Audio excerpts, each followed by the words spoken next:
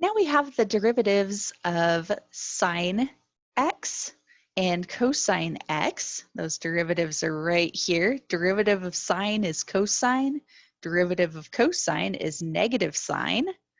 And so now we're going to go look for the derivative of tangent x to complete our big three trig functions. Okay, now the good news is the derivative of tangent we'll be able to do a little bit faster here than our limit-based verifications for sine and cosine. And the reasoning for this is because tangent can be expressed as a quotient of two trig functions, and you know what they are. The tangent of x equals the sine of x over the cosine of x. This is a quotient identity from trig. Okay, and so that is going to allow us now to use the quotient rule to find the derivative. So this is a quotient. So we'll use our quotient rule. Use quotient rule. Since we've already verified and discovered the derivatives of sine and cosine, we can use that now. We're building on what we've already found. So the derivative f prime of x here, all right, quotient rule, that'd be our low d high minus high d low. So we have our low function, the bottom, cosine x, times derivative of the top function, derivative of sine x, low d high, minus our high function, sine x, times derivative of the low function, cosine x. So there's low d high minus high d low, all over low squared. Okay. Now let's put in those derivatives of sine and cosine. And derivative of sine x is cosine x. You're working on memorizing those, right? Right. And then over here, the derivative of cosine x is negative sine x. Okay. I'm going to use parentheses on this one too. There we go. Now it's pretty. All right.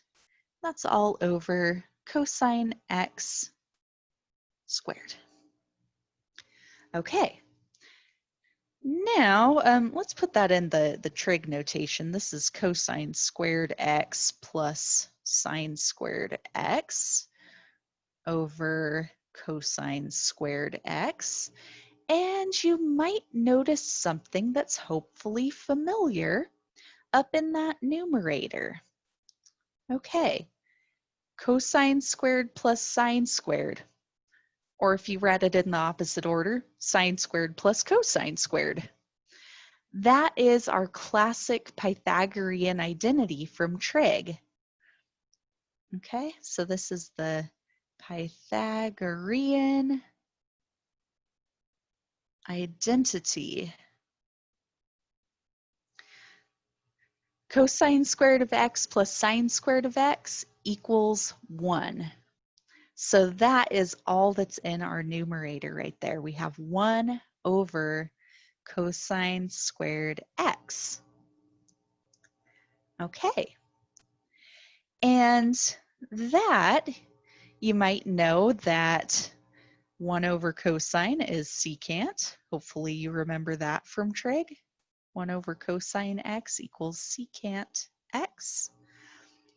And so 1 over cosine squared x equals secant squared x. And that's our result right there.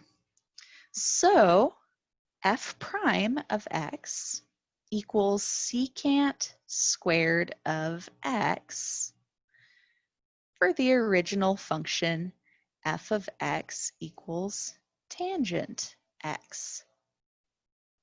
Okay, so that's another one for our table here. Go back up to the top. The derivative of the tangent function, d dx of tangent x, is secant squared of x.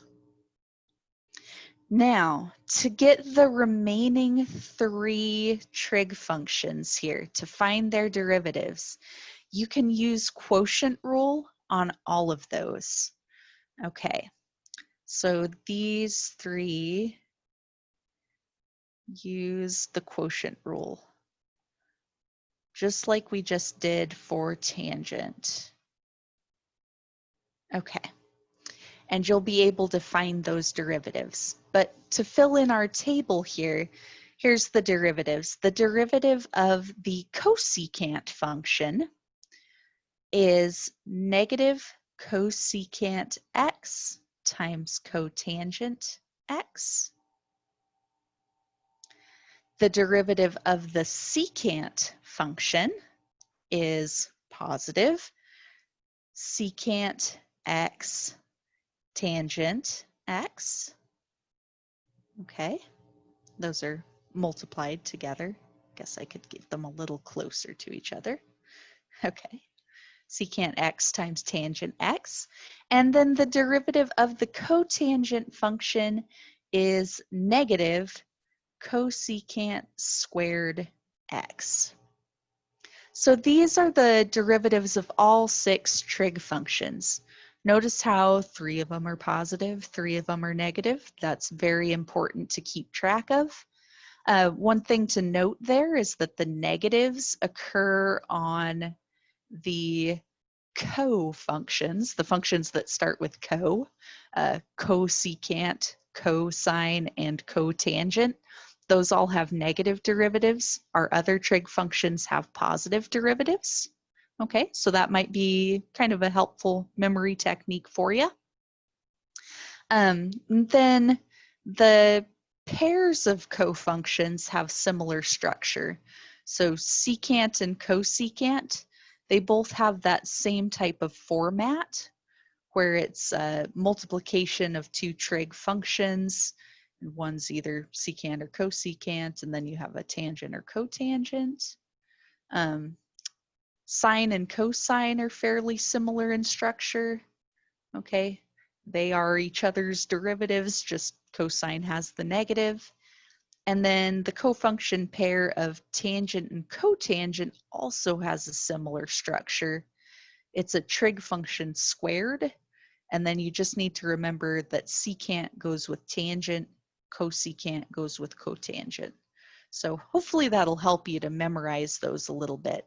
But there they all are. And if you have any questions on the derivations of these remaining 3 using that quotient rule, definitely feel free to come to office hours for that, or send me an email, or come to a live session, and yeah, we can look at where those are coming from.